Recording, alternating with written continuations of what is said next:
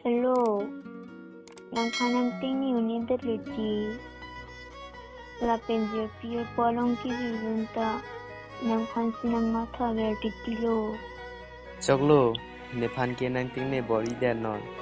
Ne ke thang ta, na ching bal du na son ave. Please, lasan lan ning jiri he. Nang paning ang doktik an pulubo. Ante la an ne ke dog pulote, chong hoi lon phanan chong thei det ke. Nito lakso hukke mata tektirelo. Bangalang kalju pollo. Lati please, ni panang dia den non.